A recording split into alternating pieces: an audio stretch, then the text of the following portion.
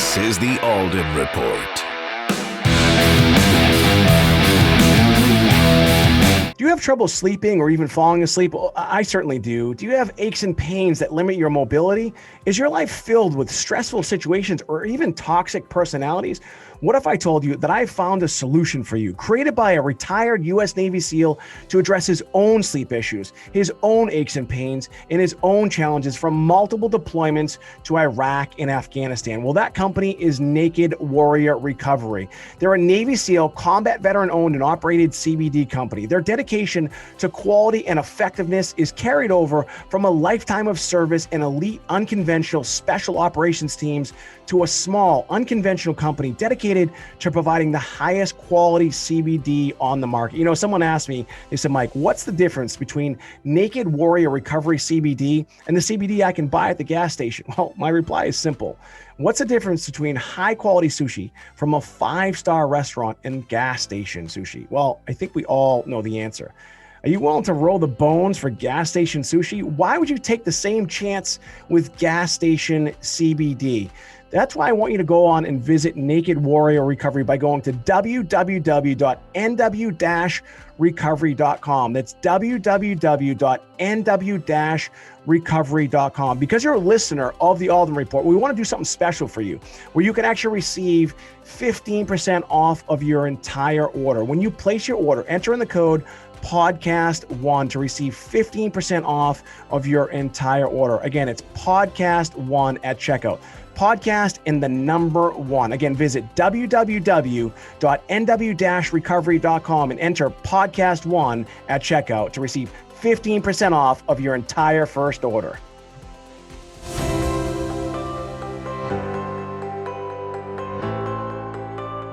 This is the Alden Report. All right. Well, my name is Michael Alden. We are here in Blue Bay Studios. And, you know, I always say how excited I am to have my guest. And I would say what we say here from Boston, I'm wicked excited to have my next guest. My next guest is, he's, you know, I'd say somewhat famous or infamous or whatever you want to say within the legal world. I don't even know if it's a legal term or not. But my next guest, his name is Marc Wasserman. He is one of 2 of the Pot Brothers at Law. You know, we met on this amazing app called Clubhouse. I've also seen his stuff on TikTok and on Instagram and all over the internet, and they're really doing some. First of all, they're a lot of fun, but they're also helping people within the cannabis space. And for those of you who know a little bit about me, you probably know that I haven't really been involved in that space that much, but I'm certainly interested in it. And I do have some family members that probably could have used these guys in the past. So please help me welcome Mr. Marc Wasserman. Thanks for being here, Marc. Thank you, Mike. It's a pleasure to be here. I'm again, as we spoke offline, happy to see your face. And I'm a little bit fatter than in real life. You know, not me. I look better in real life. You do, man. You do. So all right. So we're both lawyers. We were kind of joking about that a little bit earlier, and I would definitely consider myself a non-traditional lawyer. I think you have really kind of broken through the barrier of what a non-traditional lawyer would be. So you're licensed in California.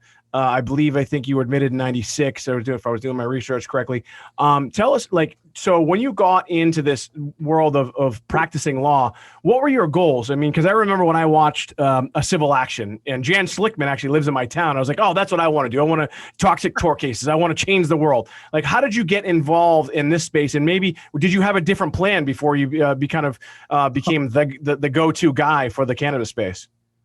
Yes, very extremely different. Mike, when I decided to go to law school, it was for the sole purpose to make money to finance the plays and films I was writing, because that was really my passion. I grew up acting since I was like 10, and then I started writing and all that stuff.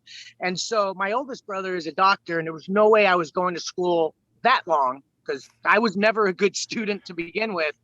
And then my other brother here, he went through law school. He was a successful attorney at the time. I figured if he could do it, he was making money, I could. So I went through law school to become a lawyer to do that. Now, as it happened, when I became an attorney in 1996, that is when Prop 215 in California was enacted, giving cannabis patients their rights. So as a cannabis user, I was all over that. And then I was seeing how horribly Prop 215 was being misused and mistreated, and legitimate cannabis patients were being arrested. And so I went right into criminal defense, defending cannabis patients who were supposed to be protected under Prop 215.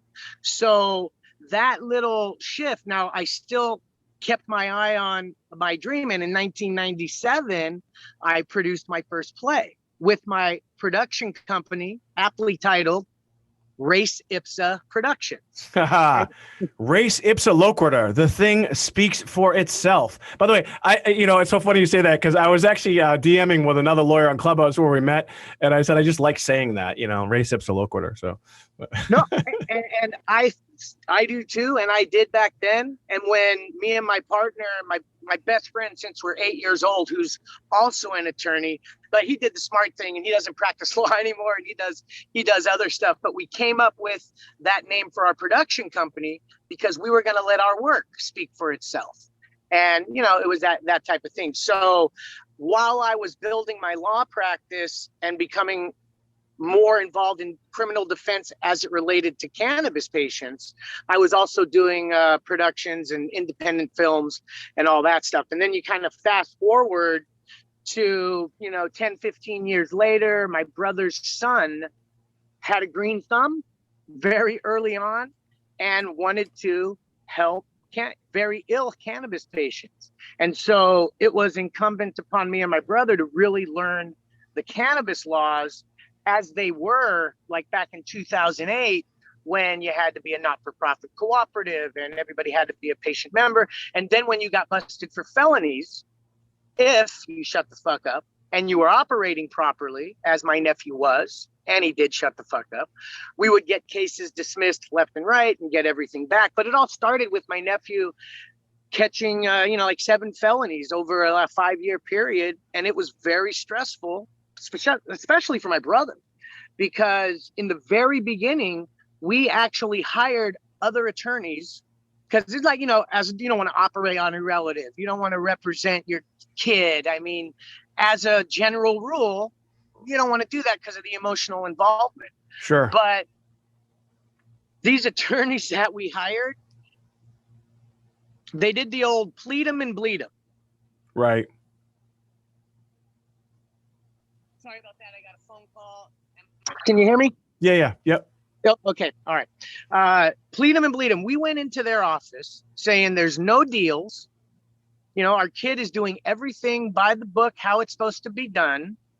And, he'll go to jail because he's doing everything right according to the law. Yeah, we'll fight for you. And you know how a lot of attorneys are.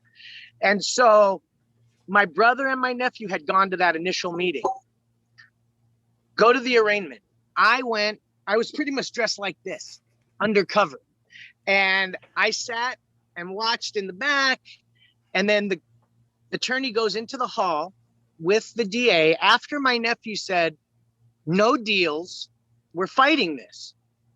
And now I'm sitting like right over next to the bench in the hall.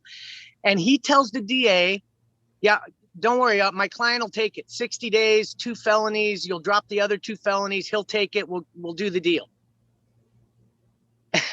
And so he goes back in and he talked. And I was just waiting in the hall because I was just waiting to hear my nephew's loud voice from inside the courtroom, because I know my nephew. Right. And that guy told him, deal. And I heard it. I ain't taking no deals.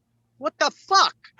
And, I took off and left. Later that day, the 3 of us, my brother, me, dressed in a suit now, went back to their office to get our refund. And then we did the case, and we ended up going to hearing on our motion because the cop violated my nephew's rights and did an illegal search. Right. And lied and said my nephew consented to the search. And on the audio of the video, the exact moment he supposedly consented, the audio went, amazing. So that's crazy. So, all right, I want to, because I love listening to this stuff. Is from I was a DA right in while I was in law school. You get certified here, so I wasn't technically a DA, but I could try cases. I grew up in the hood, so I felt bad for everybody. So I wasn't really the best DA. So when you say the audio, so did they have body cameras then? Is that what you're talking about? Like yeah, what? Yeah. There was audio and video, and this goes back. Oh, geez, probably 2010, 2011 or so. Yeah, so because that's what I was getting at. So back then, that wasn't very common, or was it in California? I don't, because I'm here in Boston. Definitely not common out here. Yeah, no more. This was in Orange County, California, okay. So it was more common in that area. Definitely, right. We had it, and it was, and actually that was the second case. The first time, my nephew was attempted robbery at gunpoint at his house. Somebody knocks on his door. He opens it. They shove a gun, and he's screaming help. A neighbor calls the police. Those guys flee. My nephew had a legal, legitimate grow, 4 patients at his home. He knew the cops were coming. He waited outside, locked the door, and waited outside. Now, he looked like he had a wife beater on, looked like a little punk, but the cops come and start interrogating him instead of going after the fucking people. And what's in there that they asked him, what's in there that they wanted to rob? Fuck. And then they're trying to pressure him to let him inside. And these fucking idiots forget that their mics are on and their body cams are on. And they're walking around the house going, how are we going to get in? Let's call Sergeant so-and-so. He'll know. We got to get some way to get in. And then so they emptied my nephew's pockets and his keys were in them. Right. And on the audio or on the video, you see him point to the keys and he's saying, those are my keys, but you're not going in my house. They picked up the keys and they go in the house. Oh my God. When we play the video, the audio, that's where they say he pointed and said you could go in. 2 different police departments too, within like 3 years apart, these 2 cases. And we got them both dismissed. I ripped up the cops on cross-examination. And I mean, it's just ridiculous. So that started us. And this is way back then. And my nephew was the one who insisted, he had insisted for years, but we finally did it in 2015 to get on Instagram. And the rest is history.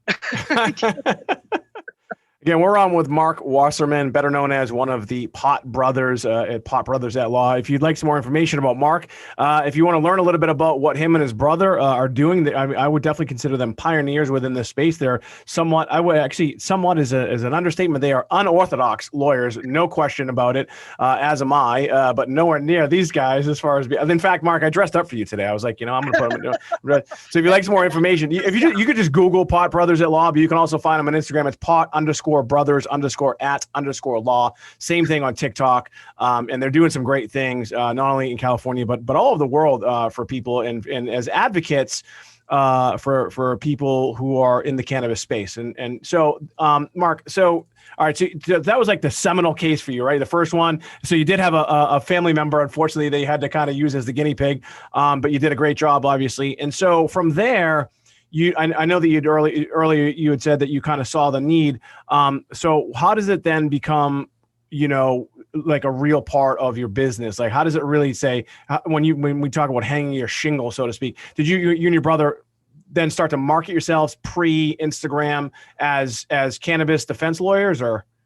No, actually so I took this cue from my brother, never really spent money, or actually I should say anytime money was spent on advertising, just didn't do shit for us. Right. And it was all word of mouth. And, I go out and I meet people and hand out cards and, I've always marketed that way right from the beginning.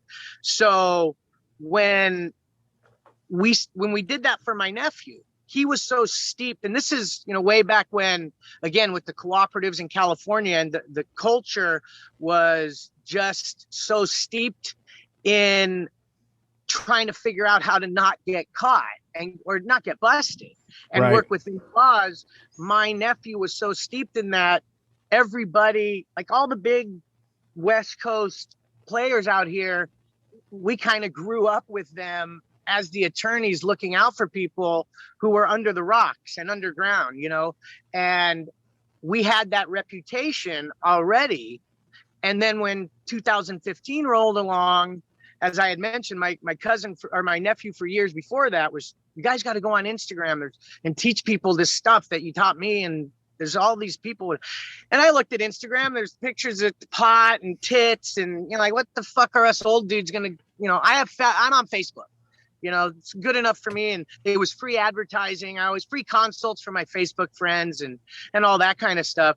And then on January 22nd, 2015, my nephew, as he often does, strolls into our office after, he jet sets all over with Wiz and Snoop and all those guys who weren't who they are now when they knew him. And he was helping them get their meds and all that kind of stuff. Right. And, he was just really genuine. And he just was always in it, as I said, to help medicate those who need it. And it just kind of happened that way. And he built his brand into a lifestyle, West Coast Cure. And he shows up at our office this day and he goes, hey, I got some friends. They're trying to do an interview with attorneys who will come on, talk about Prop 64 that's going to be enacted. So this was in 2015, just as it was going adult use in 2016. But they were looking for attorneys to come and smoke and talk about the laws. And they couldn't find anybody. My nephew tells them, my dad and uncle will do it. And so my brother was not very happy with his son. I'm a lawyer. I can't just get on a show and start smoking. What's the bar going to say, Well, that's what I'm interested to hear that, because that was going to be my next question. Go ahead. Yeah. I'm going, when do we go? Where do we go? Let's go. There's another camera I can get in front of. Where do we go? Yeah. So I was ready. I didn't care. I had about a 15-minute discussion with my brother. We talked about, the law in California. We have our physician's recommendation. We're going to a private studio if they want to allow it.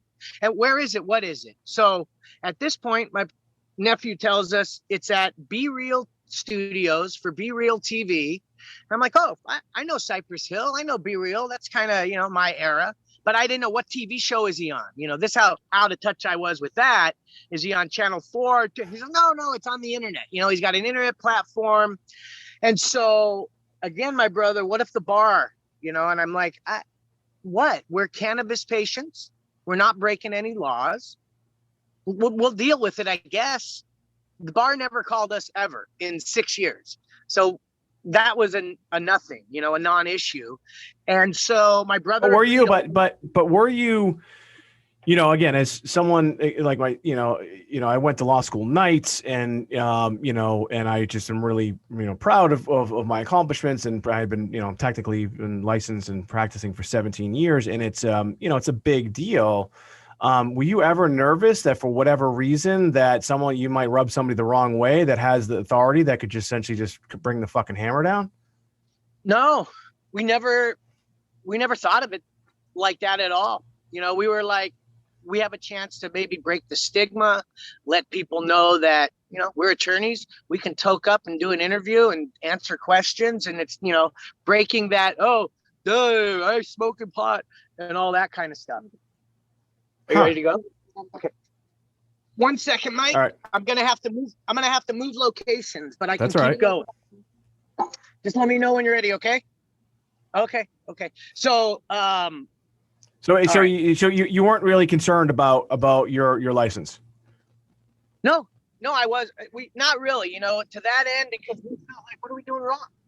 Like I said, we're patients and all that. And so, okay, so we tell my nephew, all right, when do you want to do this? And my nephew goes by Jake Hears. His name's Jarrett. And in his style, of course, we got to go now. And that was it. And we bumped up to LA. An hour later, we were at Be Real TV Studios.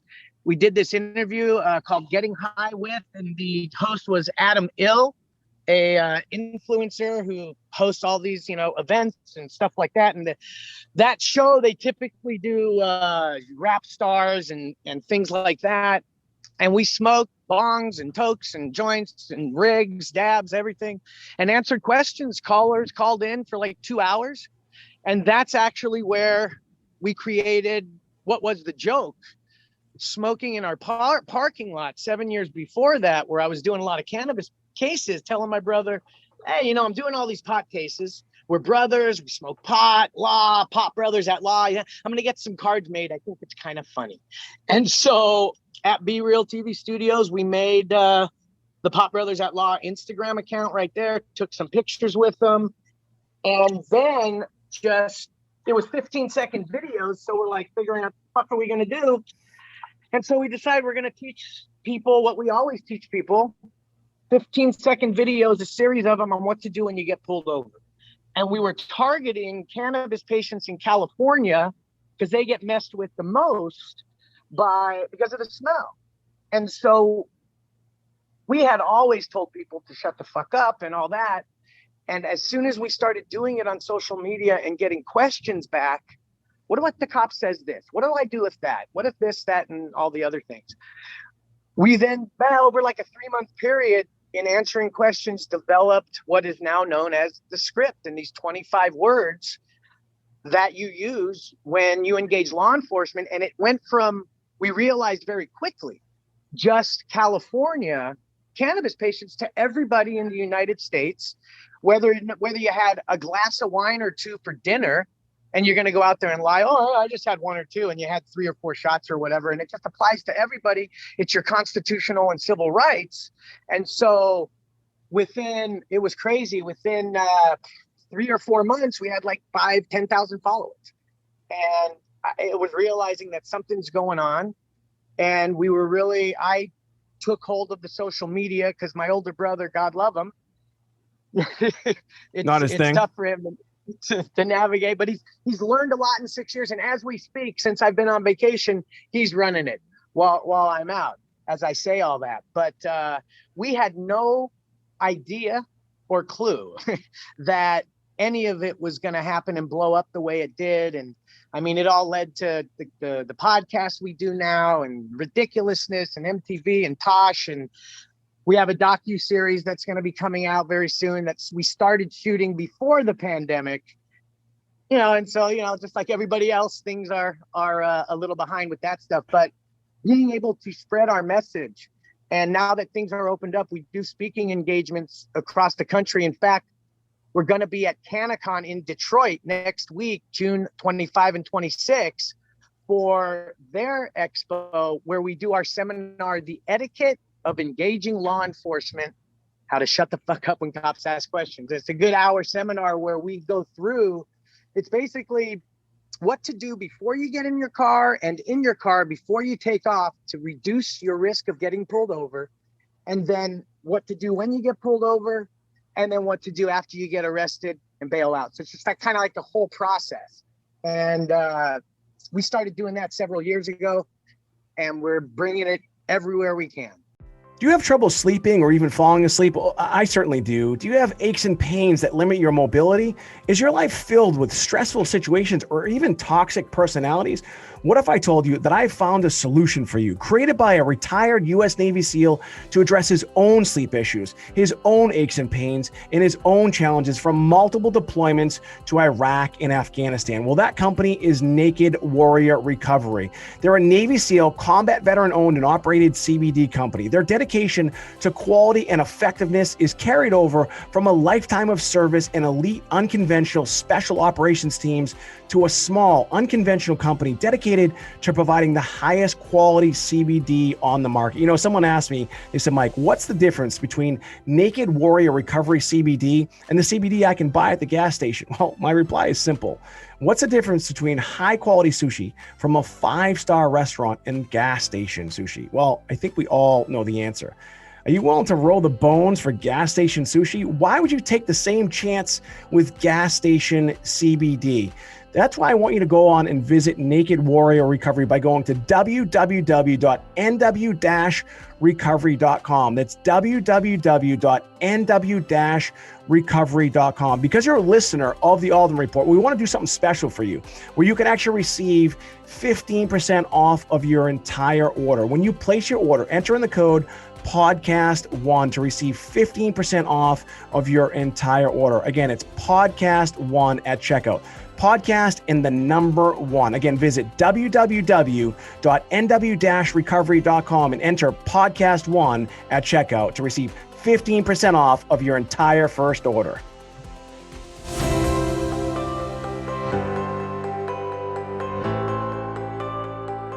I think it's really awesome, what you guys are doing, because there is a need. And when you think about that interaction, I have one of my closest friends is a police officer, right?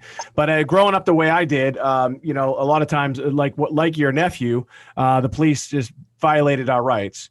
But that interaction though is a scary interaction for people, right? Especially people of color. Yeah. They get pulled over. Obviously what's going on in the world is horrific, but it's a nerve-wracking thing. And do you feel like your script, I want to talk a little bit about that. Do you feel like your script is really empowering people?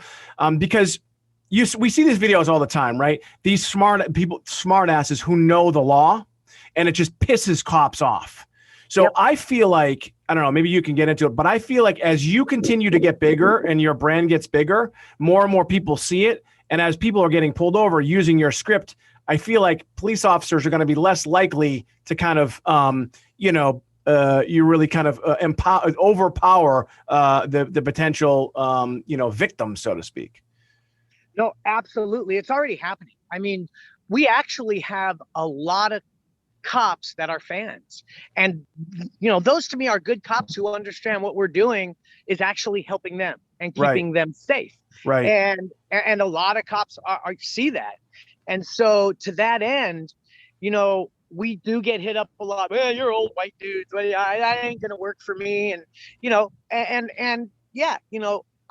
we can't stand in your shoes, but what we're doing here is protecting and preserving your rights, remedies, and defenses if you need them in court afterwards for criminal defense on bullshit or a civil case because your rights were violated. And one of the things we always say is, comply now, complain later. Like you were referencing, you see these people out there and all they do is piss cops off, even though maybe they're right. And I reference all these videos where you see people get the cops breaking the window and they're ripping people out of the cars, and you see the end of that. What you don't see is the cops saying, get out of the car. No, I don't have to get out. You got to. And you know what? Maybe you're right, but guess what? You're not right, because Terry v. Ohio and all those fucking cases that allow a cop at the end of the day to simply say, well, I did that because I thought I saw a gun. I thought I saw a weapon in the car and I had to clear the car for my safety. That's it. And so they can rip you out of the car. And people don't understand that. And so that's something we're trying to really get across.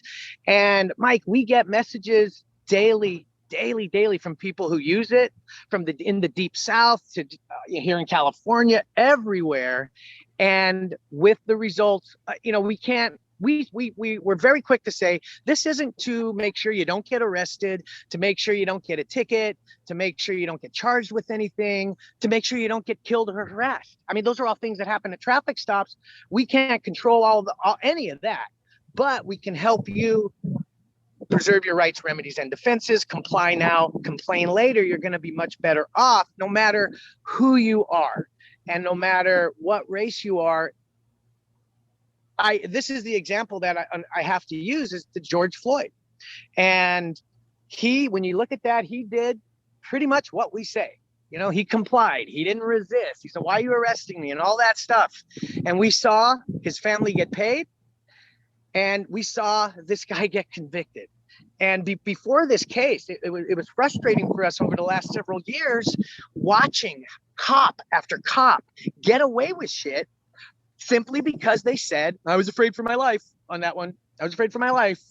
And by doing what we say, being calm, and it's incumbent, unfortunately, upon us as citizens to de-escalate these situations where hothead cops come in and they have their issues and they get the power and control. And that's where what kind of cop you have. If you use our method, when you get to, I'm not discussing my day, officer, it's either going to be, okay, and I don't see anything going on here. Let me wait for the next 10 people who are going to yap, and I'm going to get some DUIs and go on your way. Or, oh, come on, you can't just tell me one thing. I'm trying to police that. I'm trying to help. and then you're going to know. And you just stick to the script, shut the fuck up. And that's going to be the best thing you can do. Yeah, I know we don't have a ton of time, but I think what I mean, obviously, this was stating the obvious, but I think you're doing two things, right? You're educating the public, but I also think you're educating the police. Yes. Right? Yes, absolutely. And that's so important because they do.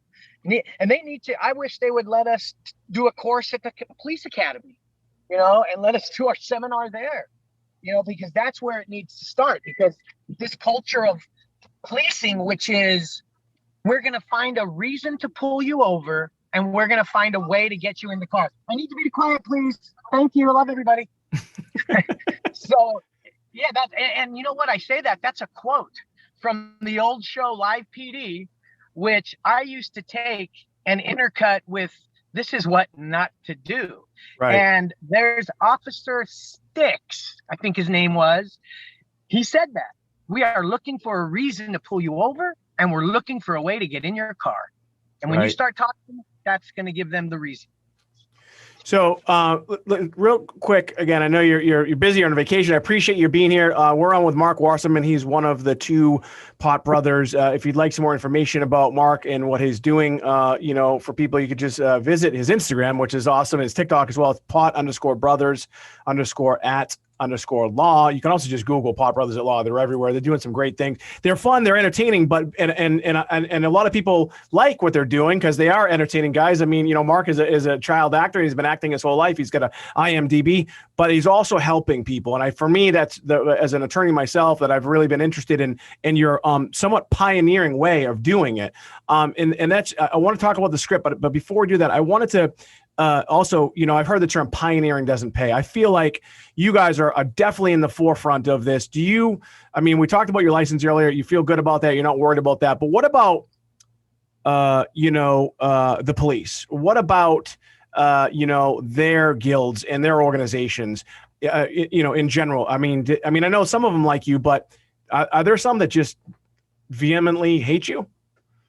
Well, funny you should ask, because this past 4/20. Okay, so on April 18th this year, my car was stolen out of my driveway in my gated community.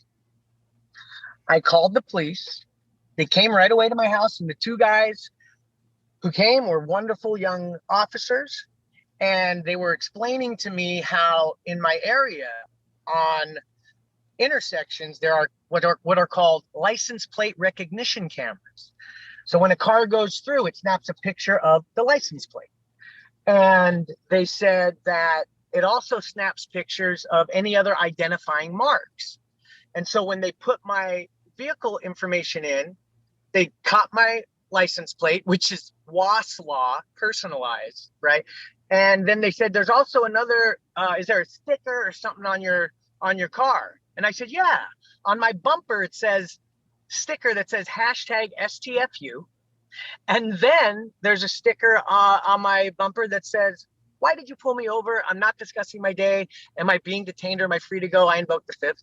And then you shut the fuck up. Officers, I teach people how to talk to and engage with people like you when you pull them over. And one of them goes, yeah, I seen your TikTok. And I thought that was kind of cool. It was, and then they explained to me how this worked. They're going to catch a call and that car's going to go through one of these lights and they're going to swarm on them and they're going to get them. And that's what he said, how it usually goes, a couple of days. So fast forward to 4/20, April 20th, big day for us in the cannabis industry. I was on live. We did a bunch of meet and greets. I was smoking and toking all day and all through the night. And then at 10 a.m., I consumed 7,500 milligrams of cannabis so I could sleep until like noon the next day because I was tired, and that's how much I need to consume to put me out. Did you say 7,500 milligrams? Yes, sir. Okay. That's a lot. That's gonna put. That's a lot, and and I had already been consuming all day, but I know myself, man. This is what I need to put myself down and rest and relax the whole next day.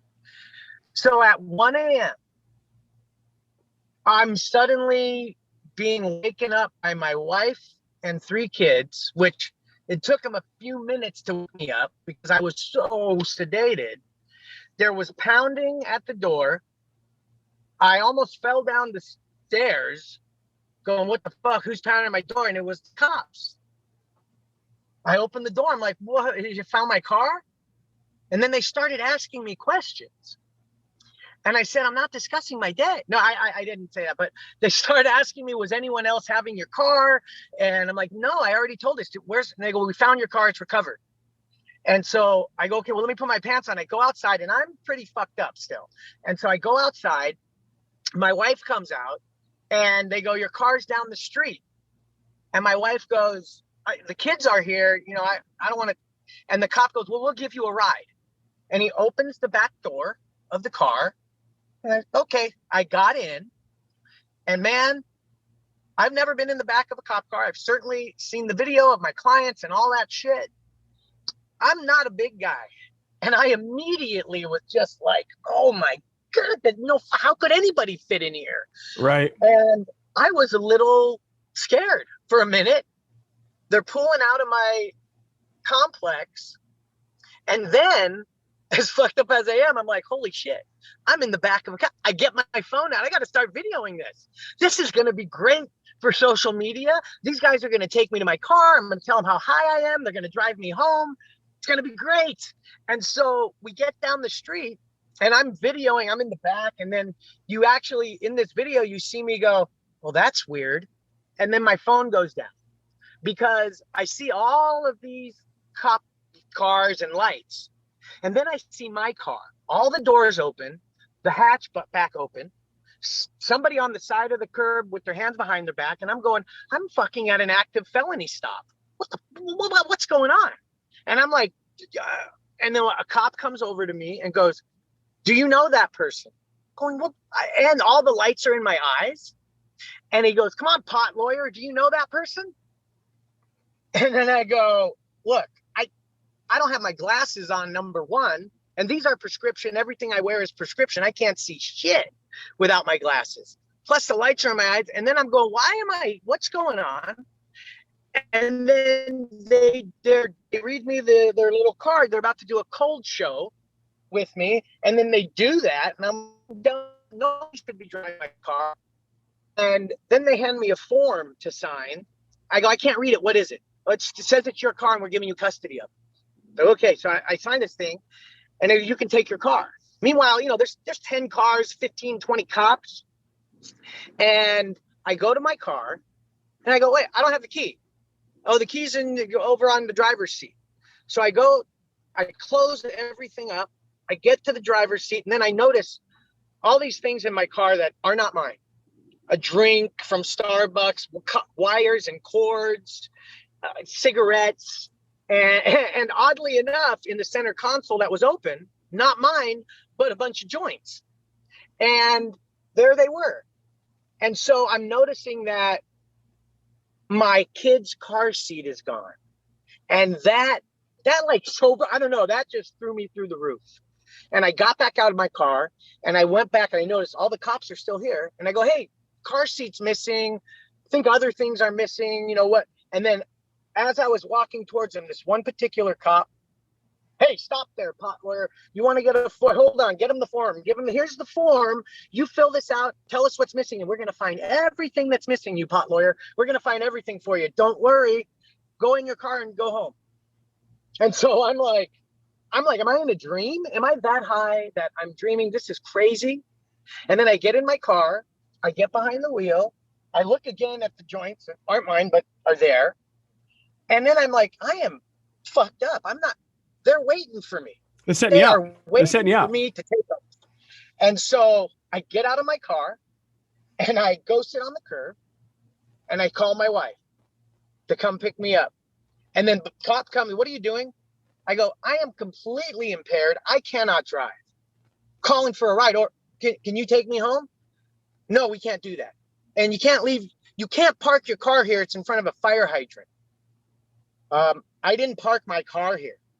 You need to move it right in there. And I go, can you move it for me? No, we can't do that.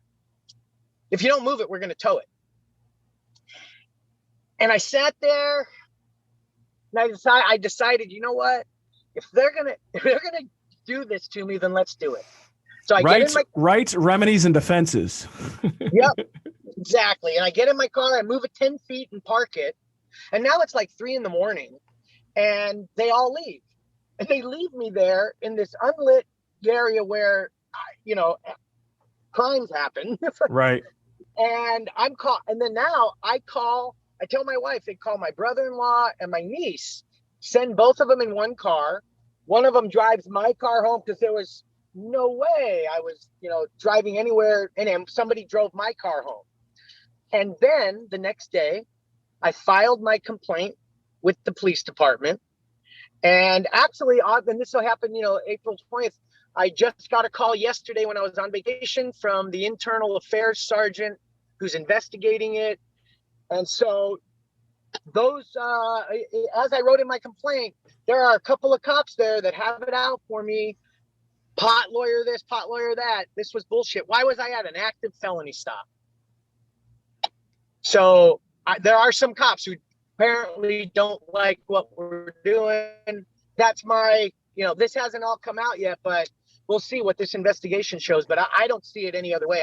It doesn't make any other sense. What do you think? What's that? What do you think about the cops taking the victim of a stolen car to an active felony stop, saying, well, it's right down the street. We wanted to get you your car as fast as possible. Yeah. I mean, none of it makes actually any sense to me whatsoever. I don't understand any of it. There would be no reason to have you there during that. None. And come to my house at 1 a.m. and wake up my entire family. Yeah. Because normally, right. If that guy was pulled over, they got the car, they would have impounded the car, brought it to the impound lot. Then they would have had you come pick up the car. That's how it works. You would, yes. So right? I can only conclude that this was a little, let's get the pot lawyer thing. I'm surprised when you moved the car that they didn't automatically try and arrest you for a DUI. I was waiting for that. Yeah. Wow, man, dude, that's crazy. Again, I know you're busy, you're on vacation, you're in the car now. And so real quick though, so you have this script, people can get it. It's pbalmerch.com. So it's pballmerch.com. It's a script of certain things that people should and maybe even shouldn't say, I guess. Couple questions. One, anywhere in the country, does this work? And two, are there things again that people should also 100% stay away from that might not necessarily be in that script? So, all right. So the script itself is these 25 words. Why did you pull me over? I'm not discussing my day. Am I being detained or am I free to go? I invoke the fifth.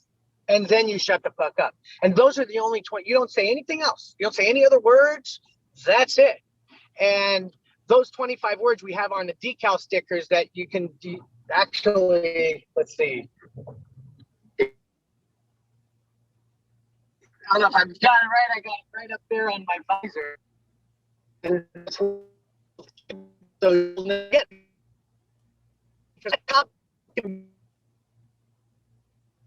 yeah, I'm losing you a little bit, losing the reception a little bit. Review. How's that?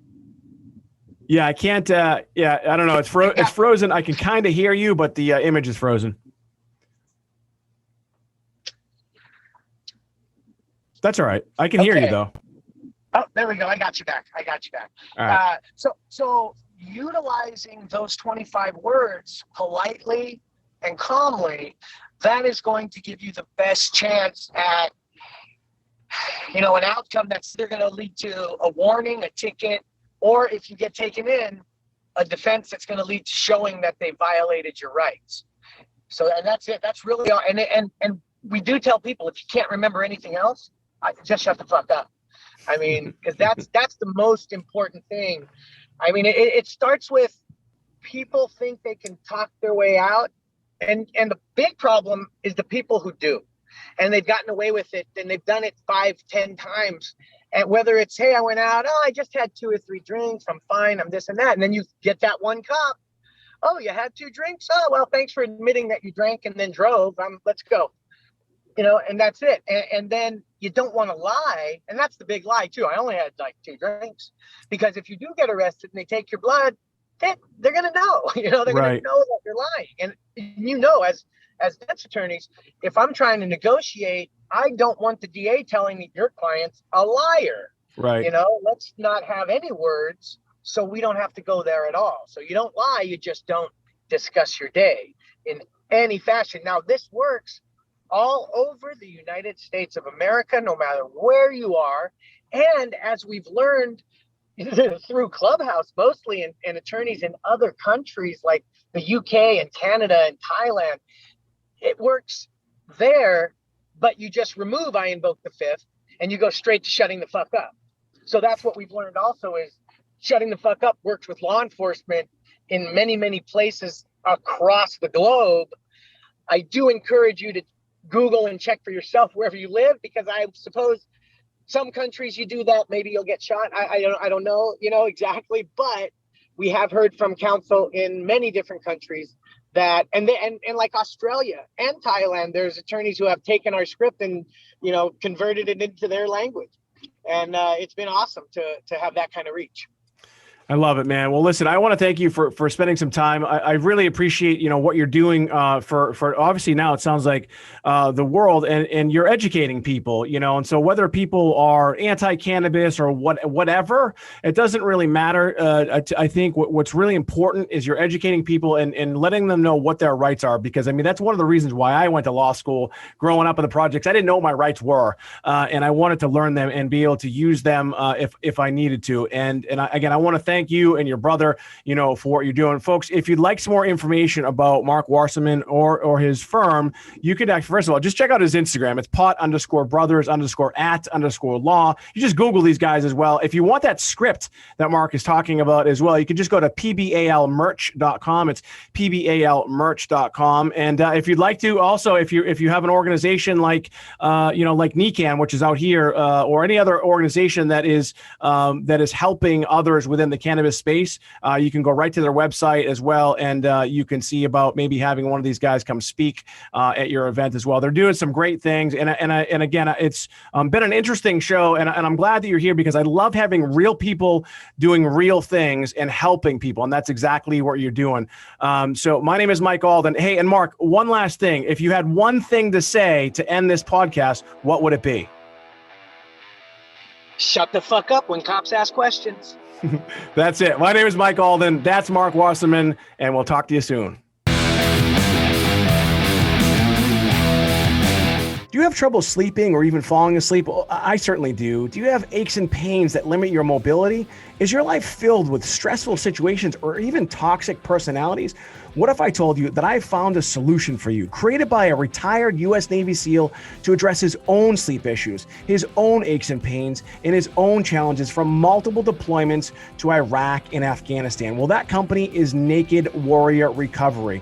They're a Navy SEAL, combat veteran-owned and operated CBD company. Their dedication to quality and effectiveness is carried over from a lifetime of service in elite, unconventional special operations teams to a small, unconventional company dedicated to providing the highest quality CBD on the market. Someone asked me, they said, Mike, what's the difference between Naked Warrior Recovery CBD and the CBD I can buy at the gas station? Well, my reply is simple. What's the difference between high quality sushi from a 5-star restaurant and a gas station sushi? Well, I think we all know the answer. Are you willing to roll the bones for gas station sushi? Why would you take the same chance with gas station CBD? That's why I want you to go on and visit Naked Warrior Recovery by going to www.nw-recovery.com. That's www.nw-recovery.com. Because you're a listener of the Alden Report, we want to do something special for you, where you can actually receive 15% off of your entire order. When you place your order, enter in the code podcast1 to receive 15% off of your entire order. Again, it's podcast1 at checkout. Podcast and the number 1. Again, visit www.nw-recovery.com and enter podcast1 at checkout to receive 15% off of your entire first order.